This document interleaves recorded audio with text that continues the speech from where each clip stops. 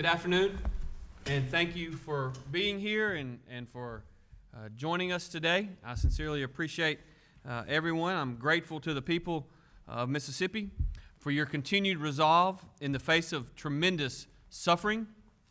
We know this virus is real. We know it is a threat. We know it is a deadly threat. It is not, however, the only deadly threat that we face.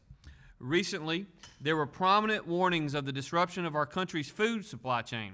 I don't have to tell you how dire that would be. President Trump has taken action to address that. It's why we protected them as essential businesses. It's also why I want to spend some time today talking about our efforts to make sure that the people of Mississippi get what they need. First, I want to be clear, very, very clear. We are not at immediate risk of any shortage. You do not need to hoard.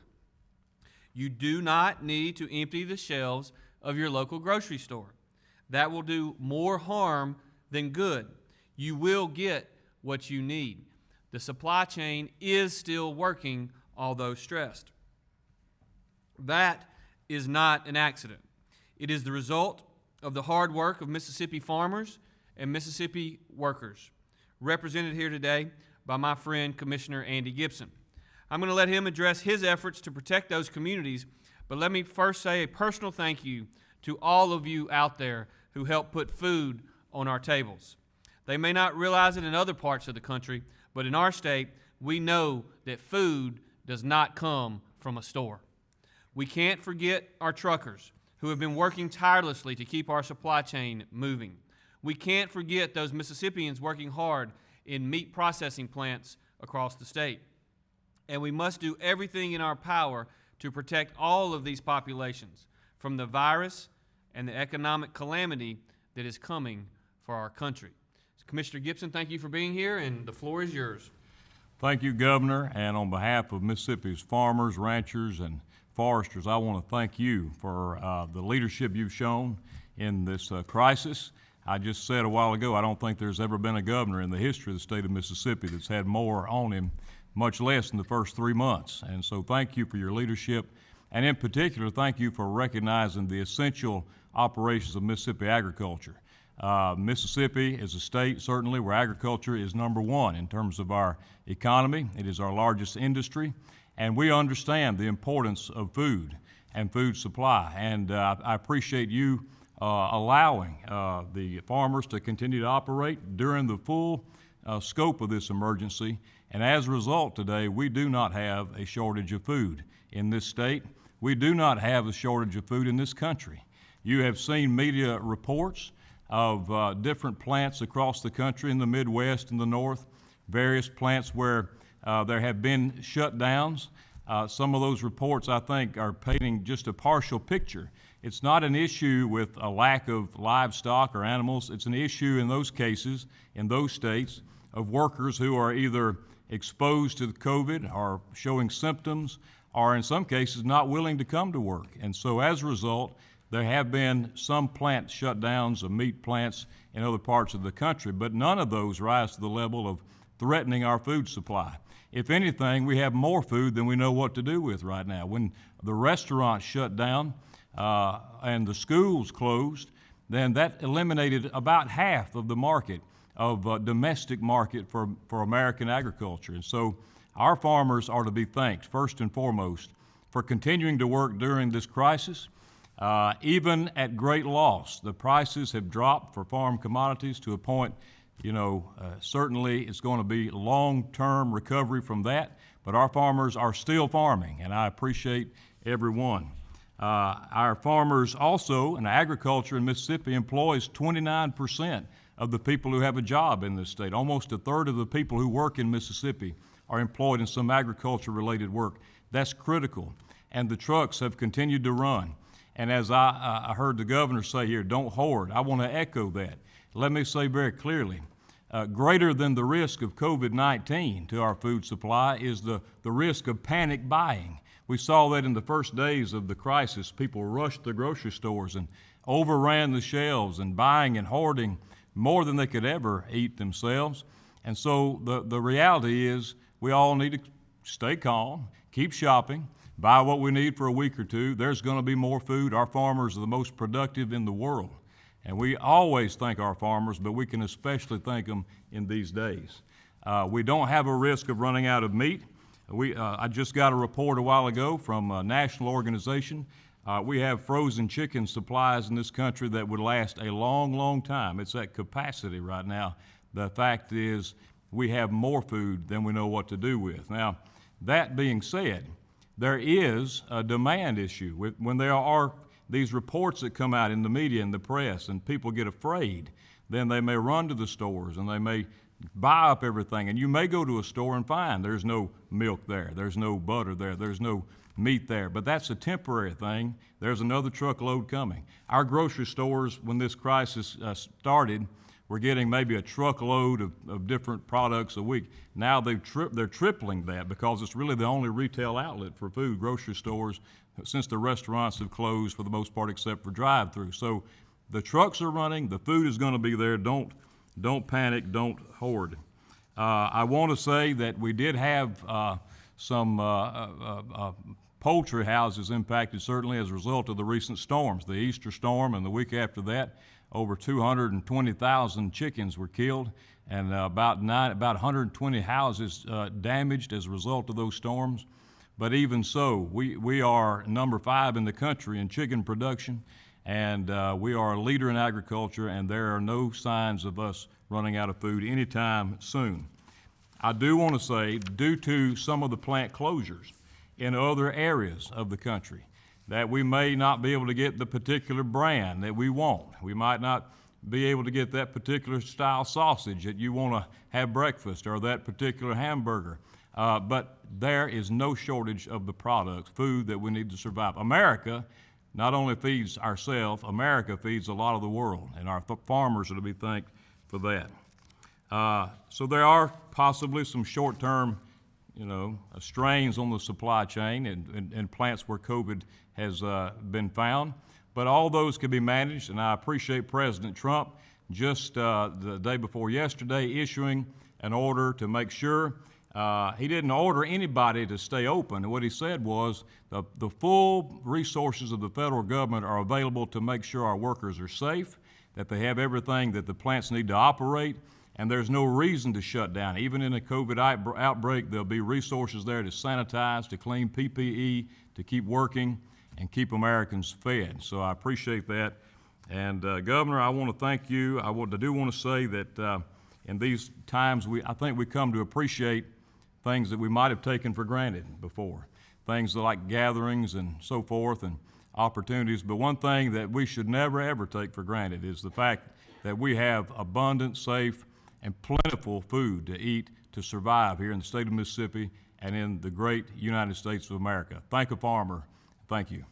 Thank you, Commissioner. We sincerely appreciate your hard work in working with our farmers across the state, and we know that they are out working as we speak, and we appreciate their efforts. We also know that we have to continue to work to make sure that those Mississippians who cannot afford food in these trying times do not go hungry. We know that just 5 weeks ago, less than 1,000 Mississippians filed for unemployment insurance. We know, it was announced earlier today, that over 30,000 people applied last week. That's coming after 35,000 the week before, 45,000 the week before that. And so we have over 150,000 Mississippians that have filed for unemployment insurance just in the last 4 or 5 weeks. We know there are Mississippians that are struggling to know where their next meal is going to come from. We know that the government has a critical role to play in this. We also know that government alone cannot meet all the needs of our people. Mississippians helping Mississippians will always be our greatest strength. There are too many examples of that kind of selfless service to highlight all of them here today. But since we're talking about food, I wanted to invite one man who is a dear friend of mine who has had an especially large impact. Robert St. John, obviously runs a large restaurant chain, but he also created and started a nonprofit, Extra Table. They're behind food pantries and soup kitchens across this state. They've scaled up their efforts to protect the people of Mississippi during COVID-19. And I wanted to give him an opportunity to give us an update on how they're doing and an idea on how Mississippians who want to help their fellow Mississippians can help in these difficult times. Robert? Thank you, Governor, and thank you, too, for your leadership through this crisis. You've done a great job so far. Thank you also for your continued support of Extra Table all these many years. Thank you for that. So just to give you a brief kind of overview of what Extra Table is, we're a nonprofit, a 501c3 nonprofit, and we were founded on two founding principles. That's number one, 100% of the money we raise for food will always go to purchase food. And the good part about that is we purchase wholesale and in bulk, and so we can do a lot more with the money. Number two, it's always going to be healthy food. And so, as you know, Mississippi, we used to be number one in food insecurity. We are now number two. It's some movement there. In normal times, there are 670,000 Mississippians who suffer from what the government calls food insecurity. Over 200,000 of those are kids, many of whom eat a school breakfast and a school lunch and then don't eat again until the next day. 125,000 plus are seniors who typically are trying to figure out, can I pay the light bill or can I go to the grocery store? Right now, the problem, as the governor stated, you've got 150,000 people out of work, seniors who, like my mom at a independent living facility, who cannot even leave really her room, basically. They're bringing her food. And so I want to give you a little bit of an update. I've got some, typically not used to going by notes, but there's a lot of statistics and things here, and I don't want to miss anything. But as I said, we were founded on two principles. Number one, Extra Table is always going to get healthy food to mission pantries and soup kitchens throughout Mississippi. And number two, we're always going to use 100% of that money to purchase food. We're a statewide agency, a nonprofit that runs with two people. And what has been great during this crisis, and it is no surprise to any Mississippian, especially any who lived through Katrina, that times like these is when Mississippians step up and help other Mississippians. And it's been one of the most warm and good feeling things I've seen through this entire deal. We serve 39 food pantries in 27 counties. From state to state. What you're seeing now is there are a lot of schools. Obviously, all the schools are shut down. There are a few that have feeding programs that have used creative methods to try to get food to people, but kids that are used to eating school breakfast and school lunch, which is 75% of Mississippi, are not getting that today. So also what you see is many of these food pantries and soup kitchens run off of food drives. Food drives aren't being held today. And so Extra Table has really stepped up. And Governor, if you'll allow me, I'll give you a little spot check update of what's going on around the state with different pantries. In the Delta, one of our agencies is Hearty Helpings Food Pantry. They're in Greenville. Typically, they serve 721 individuals and 540 meals with a soup kitchen. They're up to 1,200 meals now, and the soup kitchen is up 1,400. And these are the kind of numbers we're seeing all across the state. In Tupelo, at St. Luke Food Pantry, one of our agencies, they're seeing people who have worked for the same company, as you know, 10, 20, 30 years, who are coming in and who are without jobs now and need help. A lot of what these agencies are seeing are people who used to volunteer at the agency who are now clients of the agency. In Tupelo, they've seen a 50% increase in need since March. Jackson, right here in Jackson at Stupot, one of the agencies we supply, before COVID, they were serving 200 plates a day out of the kitchen and 75 meals to a shelter at night. Currently, they're doing 450 plus meals. That's a 125% increase.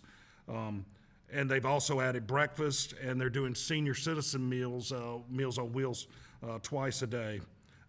And again, the problem, a lot of these agencies are run by volunteer labor.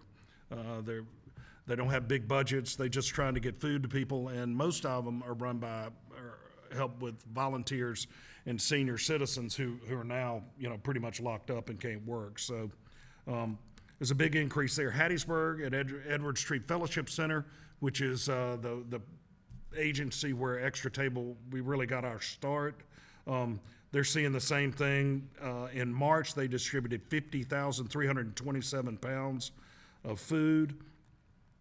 They talk to people every day who never thought they would be going to a food pantry to ask for help, and they're getting help. Extra Table is getting them the food they need through donations all across the state. I should mention at this time that the simple business model of Extra Table, we took business principles and applied them to a nonprofit. We raise money.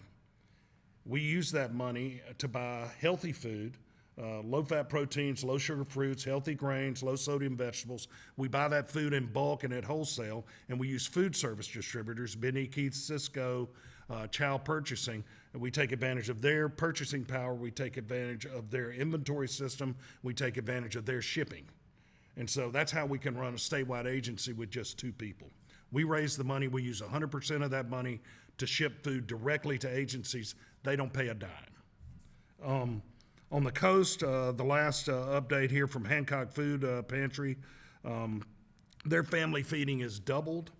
Currently, they're serving 1 person every 3 minutes out of a food pantry with curbside delivery with lines down the street. And you may have seen, I posted last week a line from one of our partners in Canton. We're used to seeing bread lines during the Depression, and you've all seen the pictures with people standing in line down the street. Well, the modern day version of that is people at cars at these food agencies all across the state. So Extra Table is taking care of them. And what we did is right after this crisis, what you saw were casinos on the coast. We emptied out 3 casinos, the Beau Rivage, the Hard Rock Casino, and the Golden Nugget, and we took 25 truckloads of fresh food that they donated to us. It's kind of outside our purview. Typically, we have a pretty easy system, but during this time, we're just trying to mobilize and help and do everything we can. So people started calling, and we just used our volunteers and our network of volunteers. We emptied all that food. We had 25 truckloads. We distributed it to agencies. Another thing we're seeing is people and Mississippians stepping up. This guy named Mike Wagner is a great guy up in the Delta. He's a rice farmer, and he delivered 1,200. He just showed up one day with 1,200 pounds of rice, and we distributed that to food agencies. When the tornado hit in South Mississippi, he showed up again, and so Extra Table kind of mobilized during those times too. Companies like KLLM have donated trucks. We've distributed 42,000 eggs. 2,900 meals of chicken salad. Salad Days is in Flora has donated lettuce. We've created pop-up pantries in Bassfield for tornado victims, and then also for other victims. So, we've seen a lot of love and support from people on the front lines and the medical workers in hospitals. And my restaurant's been delivering food to hospitals every day, and there's a lot of love and support for those people. But I want to tell you, if I could just take a minute, and if everyone within the sound of my voice would throw up a little prayer of gratitude to the people working in these agencies, these food agencies that are getting people, to the 150,000 people who are out of work right now, but also to the 670,000 people who are typically clients of those places. And they're on the front lines. They're doing it with less labor than they typically do, and we really appreciate them. Once you kind of get deep into this problem of hunger, it kind of grabs you, because I'm a guy who sells filet mignon for a living. That's what's going to put my kids through college, but I think I'm really supposed to be the person that gets canned tuna to people, and so that's what we've been doing. And anybody that wants to help, I would encourage them to go to extratable.org. you can be assured that 100% of your donation will go to purchase food, healthy food, wholesale and bulk. There are also other agencies across the state who are getting food to people, so support them now because it is needed now more than ever. Thank you, Governor. Thank you, Robert. Sincerely appreciate that. Thank you for all that you do to help people in need across our state, and we know in this very, very challenging environment, we have even more Mississippians that are struggling to get food, and I just truly, truly appreciate you, and I want you to know that I speak, I believe, on behalf of all Mississippians. So now we are going to turn back to Dr. Dobbs. We know that that this disease is still out there. It still threatens Mississippi lives. We are safely reopening our economy. That means that we need you to bring an even greater amount of detail to your personal responsibility. It means that you have to be extra smart. There is risk in every decision. You have to make the right call for your family, because as we progress forward, it's not going to be government orders that force you to do the right thing. It's going to be us asking you to be good, to be strong, to be safe, to be smart, and be a Mississippian. So with that, I'm going to again encourage everyone to continue listening to Dr. Dobbs in his warnings because he is providing us his expertise in this fight.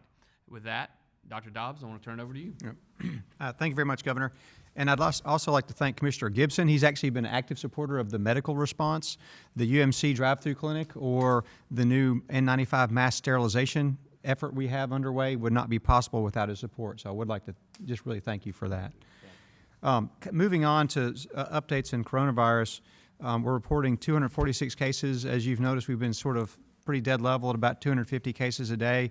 Haven't seen a significant drop-off in the number of new reports, but again, we got to remember that those reports probably were sick a week or so before, so it reflects disease acquired a week or two prior. If we look at our deaths, we're unfortunately reporting another 11 deaths today. And if we look at our total number of deaths at 261, the majority of those are going to be in African Americans at 150 and Caucasians at 109. One of the things that we've seen an ongoing increase in, it's going to be probably an increasing concern, is of those deaths, 93 are among long-term care residents. And certainly we know that long-term care settings, nursing homes, are places that we've devoted a lot of energy. We know that that's where the virus can spread easily if the conditions are right for that to happen. And we also know that it's a vulnerable population. If we look at the number of deaths that we've had, the vast majority of them are in people over 60 and then in people who have chronic medical conditions. So I know people are really anxious to go see their relatives in long-term care congregate settings, but please be patient and know that we're working diligently to try to protect them in every way possible. If we look at trends in our hospitalization, we are continuing to see increasing number of people in the hospital at 436 today compared to 430 yesterday. We have ongoing stability in ICU utilization and also ventilator utilization. We have 72 COVID patients on ventilators and 146 in intensive care unit rooms. We are seeing a trend of increasing utilization in certain areas, in certain hospitals that don't have as much excess capacity as previously. Some of that's going to be due to coronavirus demands, but some of it's going to be due to people who have other medical needs. So we do have this system of care in place where we have different hospitals designated who can take care of COVID patients. So as we go forward, that may be something that's more heavily activated as we steer patients to where they can get the best care. And the only last thing I want to talk about is our testing. We're over 66,000 tests, people tested in Mississippi. We'll continue to work aggressively to get people tested. As you're aware, we did lower our threshold for testing through the public health mechanisms. We are testing around every outbreak in long-term care settings and other areas. We also are testing anyone who shows up at our drive-through clinics with either any symptoms of COVID or if they think they might have been exposed, we'll go ahead and test. And we've seen a marked increase in the volume of testing with that lowering of requirements to get tested. And please know we're working aggressively to increase our access to rapid testing. That's all I have, Governor. Thank you. Thank you, Dr. Dobbs. I want to, again, commend Director Michelle on him and his team's outstanding work. I don't think that we would be where we are today as a state with respect to the PPE that we have acquired over a long period of time. We have to continue to acquire PPE as we move into the potential continued number of cases throughout the summer, but also a potential resurgence in the fall. It is critically important that we utilize our federal resources for those purposes. It is just absolutely critical so that we make sure that we accomplish our goal. And our goal from the beginning has been every single Mississippian who can get better with quality care receives that quality care. We have met that threshold to date. We worked weeks and weeks ago to set up the system of care that Dr. Dobbs mentioned. It's critically important to our future, and we're going to continue to make sure that we work through that. But with Director Michelle, if you could give us an update on where we are from the emergency management agency's perspective. Yes, sir. Thank you, Governor. I appreciate your continued support. And I just want to start off by saying, this PPE fight has been it's been a very strong partnership with the Mississippi Department of Health, and we worked shoulder to shoulder together in working through this thing. So appreciate Dr. Dobbs' leadership and his team. PPE continues to be a struggle. We have worked through probably the largest shipments of PPE, as you heard the governor mention yesterday with the totals. Those were large totals of PPE that we've shipped out yesterday was the second of 2 county shipments that we made. And then we've made the second of 3 weekly shipments to the Tier 1 facilities to 21 counties today. And then yesterday we wrapped up the second of 2 county shipments out.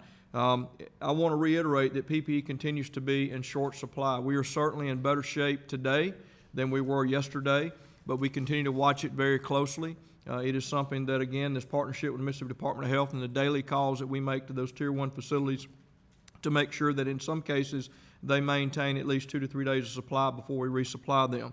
The PPE is getting better. Initiatives like what Dr. Dobbs referred to with the sanitization device that we'll be getting and setting up out at the trademark facility will give us more capabilities with regard to extending the life of our N95 respirators. We continue to watch that, and we'll continue to stay on top of that with regard to PPE.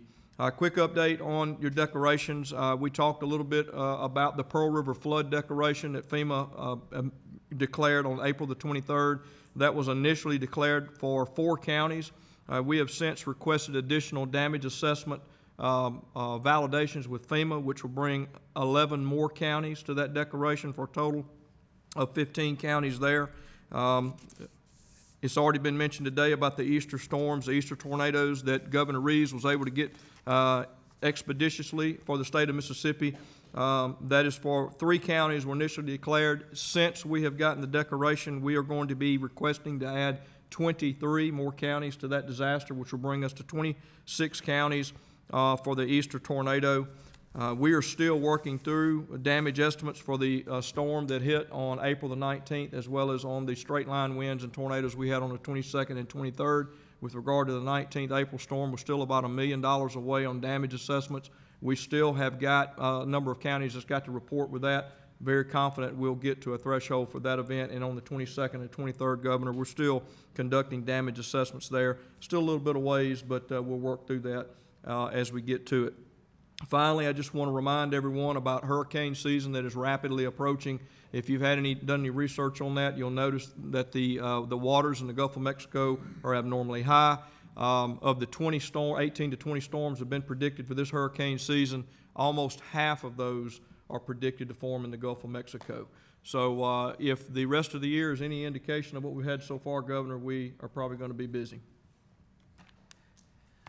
Thank you for the good news on this Thursday afternoon. I do want to thank everyone for coming. I also want to remind everyone with respect to the tornadoes that we have had in the month of April, damage assessments are critical. We cannot get federal money. We cannot get federally reimbursed for expenses if we don't have accurate information. And to do that, we have to have our team at MEMA to work with the local EOCs to make sure that we get accurate information. So with that, I'm going to open the floor to questions. Yes, sir. Dr. Dobbs, Dr. Fauci had some praise on a new vaccine.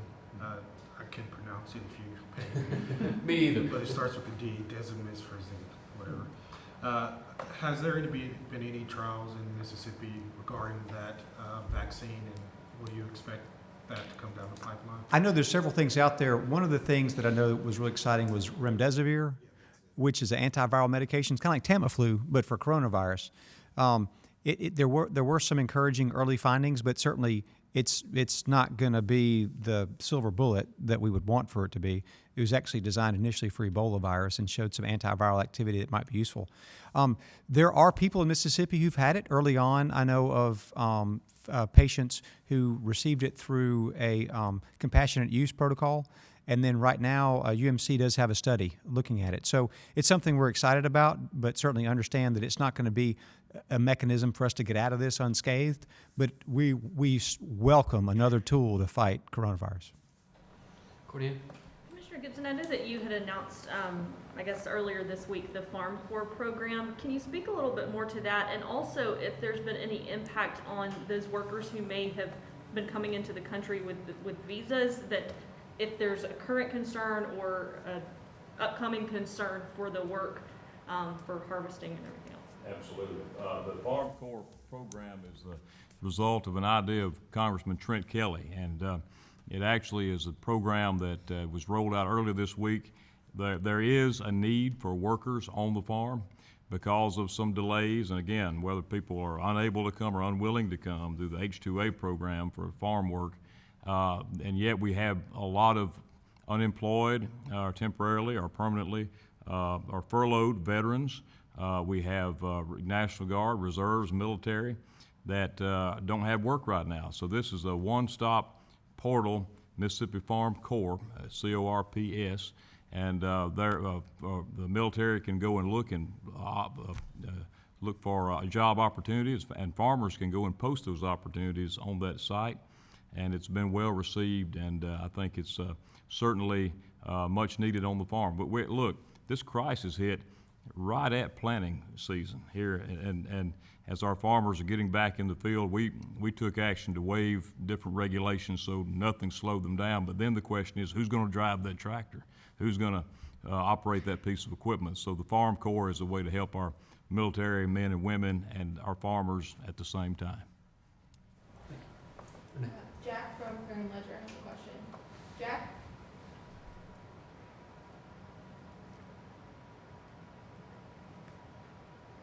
Six different Mississippi poultry plants, including 42 workers at the plant in Carthage. One woman we spoke to said she was aware of several co-workers who had the virus, including a man who continued to work after exhibiting symptoms. And a priest in Forest tells us that people with symptoms like coughing, but not fevers, are being allowed to keep working. Would you feel comfortable going to work in a chicken plant or having a family member work in a chicken plant right now? I'm not too sure who that question's for. We missed the first part of it, I'm sorry. For the governor?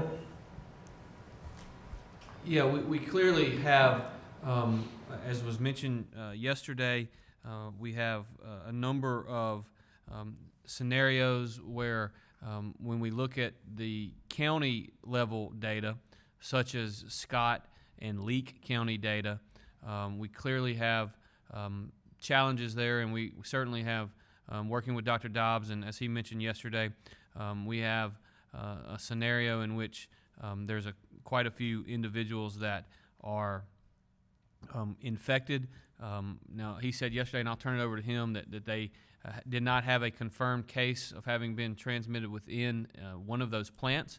But I also mentioned yesterday in our conversations with Dr. Burks last week, she indicated that many of these outbreaks that have occurred around these types of facilities tend to have not happened inside the facility, but the transmission generally happens in a communal living space where a lot of the workers live in very close quarters, or sometimes in the transportation vehicles where they're in very tight quarters moving from where they live to the actual plants themselves. I know Dr. Dobbs is on top of this situation and scenario over there, and I'll turn it over to him. Thank you, Governor. Certainly there are a lot of cases in Scott and Leake County. We're watching it very closely. We've been working really diligently with our outbreak teams to see what's going on. Over the next couple of days, I will be up there, and some of our team members will be up there, meeting with community members, religious leaders in the areas who have insights into the community, and also with mayors, healthcare executives, et cetera. So we're going to invest a lot of time in this, trying to figure out what we can do to improve testing, targeted testing, make sure that we can execute our isolation quarantine plan effectively, get folks out who need to get tested, and make sure everybody feels comfortable and safe is going to be a key part of this. And then also making sure that industry has the best guidelines and innovations available to make sure that they can safely continue to work and produce the food that our whole country needs. Thank you. Renee? Dave Elliott from WLOX has a question. Dave? Thanks, Renee. Governor, there appears to be a developing constitutional crisis regarding the $1.25 billion in federal funds money under the CARES Act. The Lieutenant Governor and Speaker of the House have sent a letter to the Mississippi Department of Finance telling them to hold on to the entire amount so the legislature can, quote, plan the constitutional appropriation of these funds. That seems to be a little different from how you see it in terms of who has control of that money. How do you respond to that? Yeah, well, thanks for the question, Dave. I appreciate that. There's no doubt that the legislature has taken steps. I wouldn't suggest to you that it's a constitutional crisis. I would tell you that the legislature has the ability to appropriate money unless and until they delegate that responsibility to the governor or some other entity. That's what has transpired in Mississippi. We have a state statute which addresses all federal money in an emergency situation. We have lots and lots of precedent over the last 3 years. Over the last 20 years that I have been in government, 3 different times has that been the case. And I think that's important to note. But what I really want you to know, Dave, is I don't really give a damn who is in charge of this money. What I care about is the people who need it, and they need it now. We can't develop a system where the people who need the money cannot quickly access it. We cannot have a system that is not carefully constructed. We cannot afford any missteps. We have to be flexible because we don't know for sure if the virus is going to come back in the fall. And of course, that's what previous legislatures have contemplated when making decisions in an emergency situation. They recognize this, but the bottom line is we can't allow politics and bureaucracy to cost Mississippians the money that they so badly need, and they so badly need it quickly. We've been in contact with many leaders in the legislative branch of government. It is certainly a developing issue, developing very quickly, but I will tell the people of Mississippi this. I was elected to be governor, and I had no clue I was going to sign 7 emergency declarations in the first 100 days in office. But I've had a lot of Mississippians call me and text me and say that God puts people in places for a reason. And I will never stop fighting for the people of this state, no matter what it takes. Renee. Nick June from Jackson Free Press has a question. Nick? Hi, Governor. You speak of the dam controls the money. Does this mean you allow the legislature to determine the appropriations for those funds?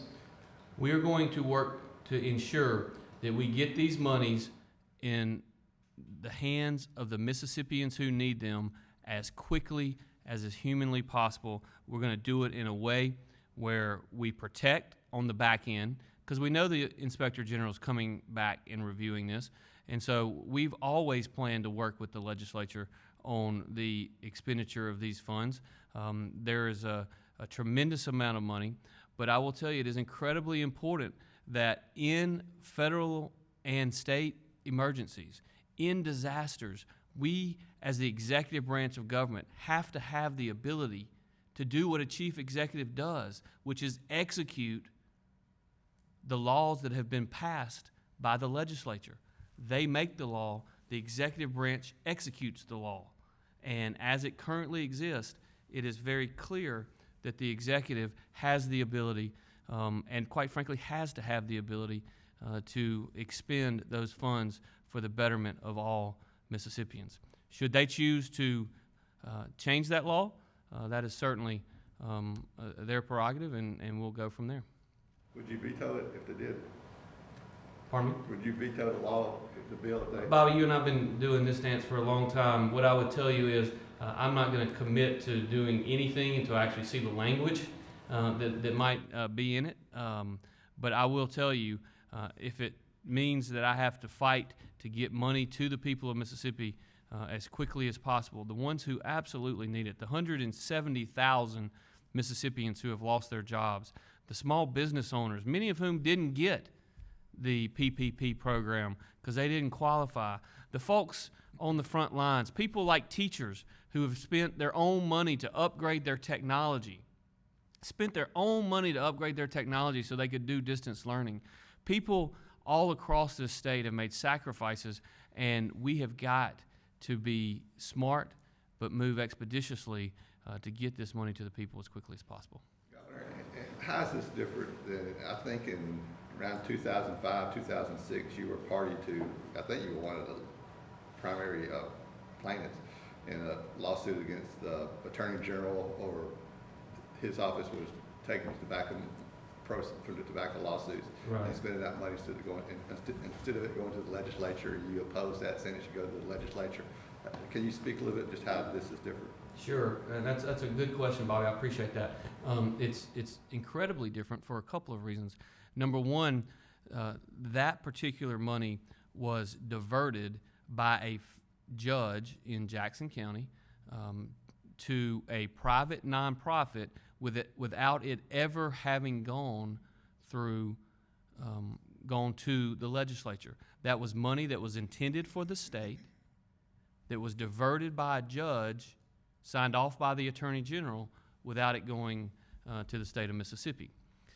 This money, by the way, this money is no different than any other federal money that is being that is spent in the state of Mississippi. This money has been appropriated by the federal government, and it is to be executed under Mississippi law by the governor. It was the statute that I read to you yesterday, Bobby. And so, again, the difference is state money that was diverted by a judge, federal money that the legislature has contemplated and made a decision under our emergency management statutes, which allow for the governor to execute these particular funds. These monies are no different than the monies that we utilize for the State Department of Health. The State Department of Health has gotten a tremendous amount of resources from the federal government. Thank God that they have. The Mississippi Emergency Management Agency has gotten a tremendous number of federal dollars throughout this process. It is the federal dollars that allow me, under my emergency powers, to activate the Mississippi National Guard. If this legislation is overturned, if this legislation is changed, and it limits the executive's authority during a time of emergency, then what that means is every time there's a tornado, we'll be calling a special session of the legislature. Every single time there's a hurricane, we'll be calling a special session of the legislature. If the virus comes back in the fall, we'll be calling a special session of the legislature. And so I'm hopeful that we can work together with our leaders in the legislative branch. I will tell you, we are looking for more ways in which to appropriately spend the money.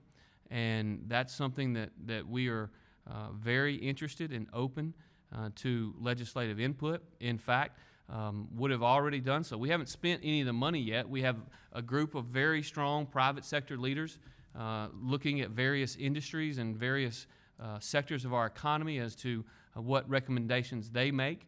Robert actually sits on that group as one of our private sector leaders and private sector advisors as it relates to that. They don't have authority, but they certainly have the ability to make good, strong recommendations, and the legislature would have the same opportunities under the way in which the program was set up in 2006, where we actually have an RFQ to hire a third-party administrator to ensure accountability and ensure that before we spend any dollar, that third-party administrator has the both accounting and legal expertise to ensure that it meets the guidelines as set forth by the United States Department of Treasury, because we know that the Inspector General is going to come and look at these monies. That's true whether Trump wins re-election or the other guy wins re-election. We know they're going to come back and they're going to look,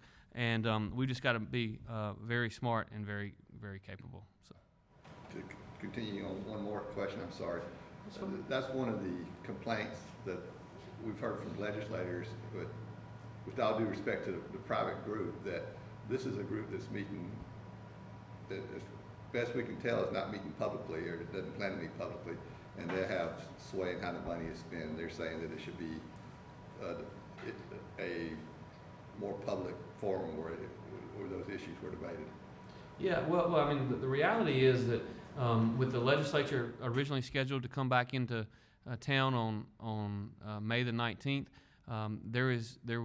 we believe is adequate time. We've had many conversations with members of the legislature. We've gotten input and ideas.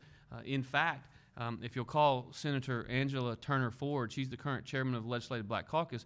We did a call with her and several other members of their leadership on Monday morning to get their ideas, and they've promised me that they're going to put in writing what their ideas were. Those legislators that have been around, at least during my tenure in government, will tell you that they know how this was done under previous administrations and previous legislatures, and look, it is the legislature's prerogative. If they want to change the law in our state, they certainly have the prerogative to do so. But I don't want a political fight and political battles to end up delaying Mississippians getting the money they so much need. I'll tell you, Bobby, and I know legislators are hearing this too, but in my office, we get thousands of calls from folks that are crying, that are just trying every single day to find hope. They're just looking for hope. And so I don't think there's going to be an awful lot of sympathy from Mississippians over this political battle that may be ensuing. And I will tell you, I'm just focused on trying to do what's right for my constituents. I didn't ask to be governor during COVID-19. I didn't know it was coming, but I do believe in the power of prayer, and I believe that that we are doing the right things to protect our state from this horrible, horrible virus and this horrible disease. And I know that it's causing serious economic harm to many of my fellow constituents, and that just breaks my heart. And I'm going to do everything in my power to fight for them, to try to get them this money as quickly as possible. Tate Reeves from Vicksburg Post has a question. Tim? Governor, thank you. This question is for Dr. Dobbs. Dr. Dobbs, the number of cases in Warren County have quadrupled in the past 2 weeks. Local leaders have said, or have given some of that credit, I guess you could say, to the outbreak that was reported at Grand Gulf Nuclear Station. Has the Department of Health investigated what has led to this spike in cases in Warren County, and has it in any way been connected to Grand Gulf? Yeah, so we are moving into a phase where we think a lot of our case numbers are going to be driven by outbreaks in sort of areas where people are having to work in close quarters. There are several outbreaks in the area, including long-term care settings and including some work environments. So, we're looking at it closely. Certainly want to make sure we support Warren County in its efforts. The basic essential things that have to happen to kind of bring this under control are first and foremost making sure everybody follow the proper social distancing, masks in public, and that sort of situation. That's going to be very important. But in the outbreak setting and also in and just in the community, making sure we get the testing where people need it, and then get and deploy the isolation and quarantine. We've been very busy with isolation and quarantine orders in your area. It's going to take a little bit of time for the positive benefits of that to trickle through because of, it takes a couple of weeks to see the benefit of the work that you do. Craig Ford from WTBA has a question. Craig?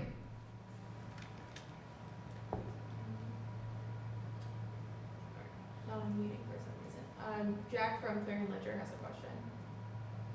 Jack?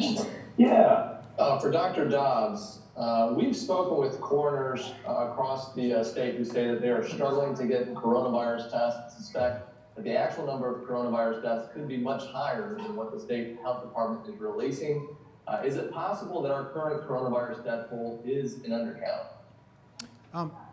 We are certainly looking to make sure we try to identify as many cases as possible. I know that I have not personally been in contact with coroners, but I know that a lot of coroners' cases have been tested. If we look, but I think it's important to realize that the number of deaths that we're having from coronavirus is absolutely going to be dwarfed by the normal mortality we have from other diseases in Mississippi. So that's going to continue to be our problems with the chronic diseases we have. We are also looking at death certificate data, and we have found a few death certificates that were not known to us from testing, and those will be incorporated in the case count continuously as we go forward. So there probably are some that are not in the testing count, but it's a minority. There may be a few that are missed, but that we do not have any evidence or any belief that it's a gross undercount.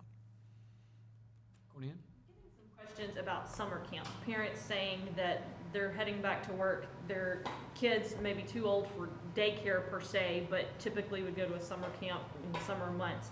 Wanted to know what thought, if any, had been given to that type of a framework.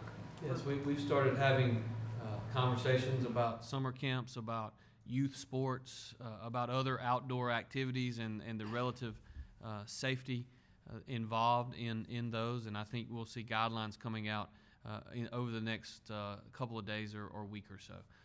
We are trying to find ways to safely reopen more of our economy. I think you'll see us potentially even as early as tomorrow make some of those announcements. And I'll just tell y'all, that's where 95% of my time and effort over the last week has been working to try to find ways in which to reopen more of our economy. I think it's critically important that we give more people the opportunity to get back to work. I know Robert and a lot of his colleagues are very interested in where we are from a restaurant's perspective. We've got some ideas on that, and we've been in conversations with lots of different groups as it relates to that, and we think we're headed in the right direction there, particularly given the fact that while our total number of cases do continue to rise, I believe our increasing cases yesterday were up about 3% of total cases. It was said yesterday that somewhere in the neighborhood of 60% of total cases that we've had in Mississippi have already had an ending. They have been completed, either terrible, untimely, and unfortunate deaths, or almost 4,000 Mississippians have actually recovered from the virus already. So again, that's a positive development and one that we want to continue to work towards. I'm going to go back to Craig Ford from WTBA. Craig? Craig? I think you need to unmute your line. Craig? All right. Dave Elliott from WLOX has another question. Dave? Governor, the casino industry, 21,000 employees, $722 million annual payroll.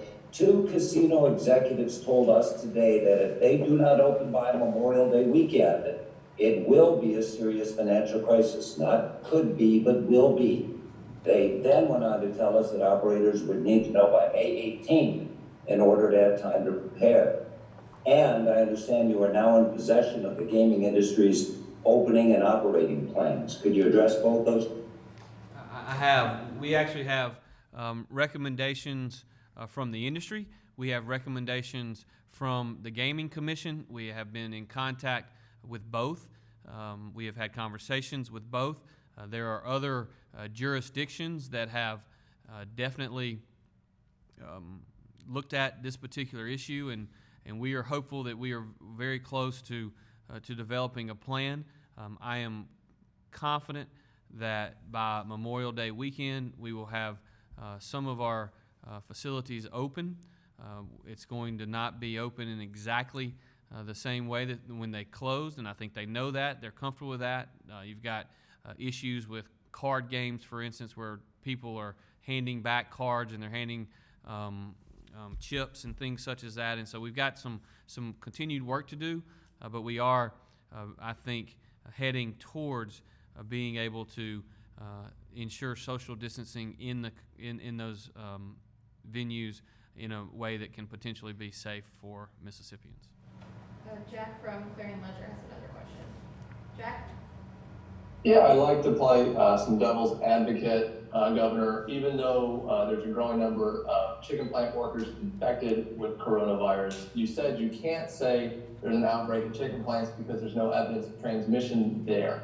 But you then offer an alternative theory that the cases could be coming from traveling together in vans or living together in close quarters. But if I'm understanding you right, there's no direct evidence of that either, right?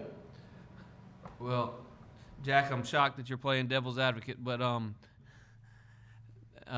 thanks for that question.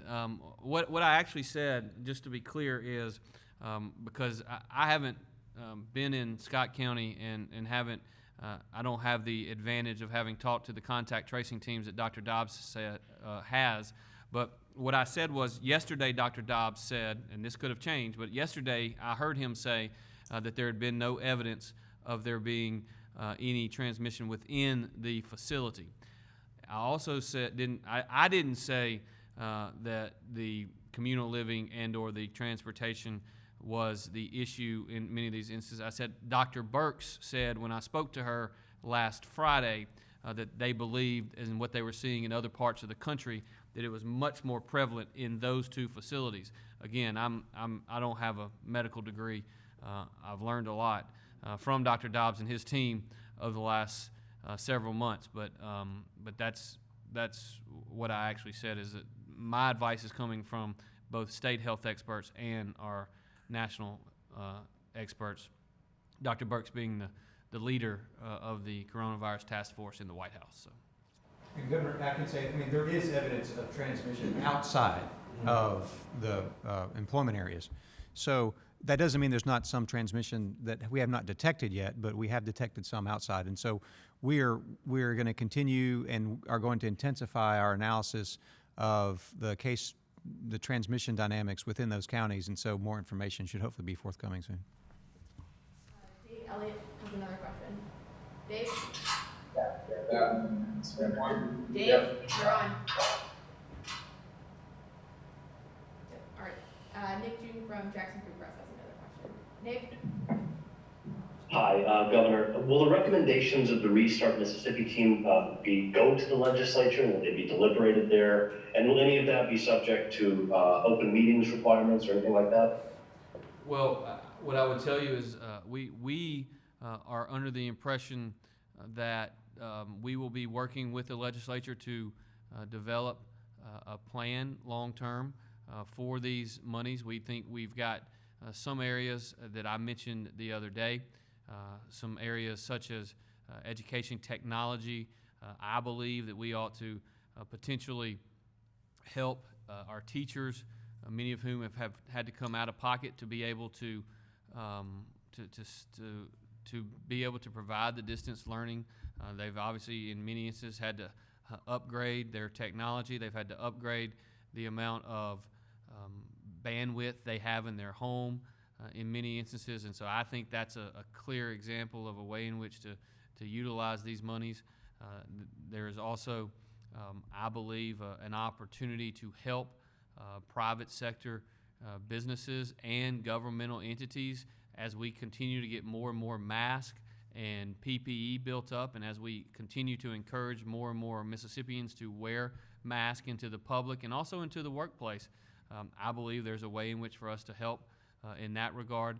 These are the kind of things that we announced a week or so ago that we believe these monies ought to be spent for, and certainly many of those ideas are being generated by those in the private sector who are just doing a fantastic job, by the way, who are going to produce exceptional information for us to utilize as we progress between now and December 31. Governor, maybe I'm reading too much into this, so I apologize, but I was struck yesterday when you answered my question on this issue that you said you'd met with the speaker, with members of the Black Caucus and other groups, but you left out. Have you met with the Lieutenant Governor? You left him out. I have met with the Lieutenant Governor multiple times over the last several weeks. We're going to continue to have conversations. I'm hopeful.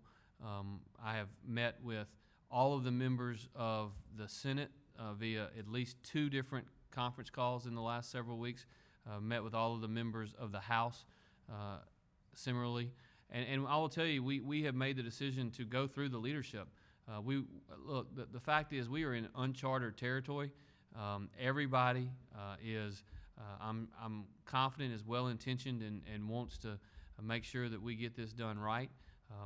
I know that is true of Republicans and Democrats alike in the legislature, and we want to work with them.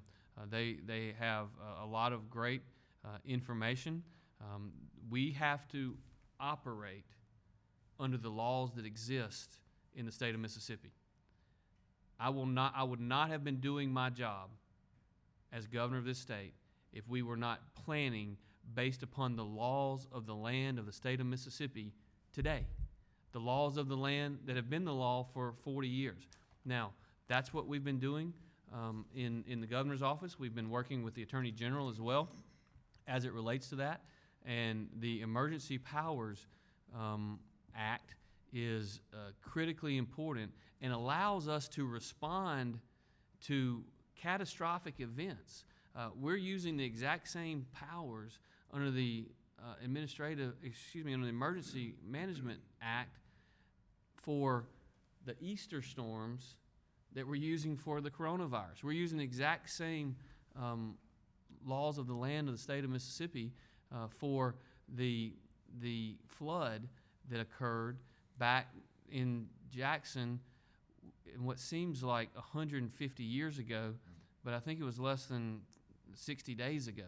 And so, again, there is no attempt by us to do anything but execute the laws that have been passed by the Mississippi legislature. Governor, you talked about precedent of how many governors had to use this tool that you're citing. Will you enter into some kind of litigation if they strip you of your power? We haven't made any decisions as it relates to supposition at this point. We're hopeful to continue to have conversations and work this out. I think most importantly, the people of Mississippi are interested in all of us working together to provide a solution, not on this particular block or that particular block, but a solution for all of the people of Mississippi. Renee. Nick from Jackson Free Press has another question. Great. Nick? If Restart Mississippi isn't going to be holding meetings, will it be registering as like a lobbyist organization?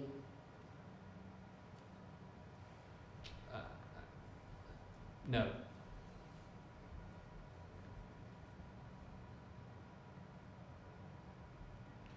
Seeing no other questions, thank you all very much for coming, and stay safe and God bless.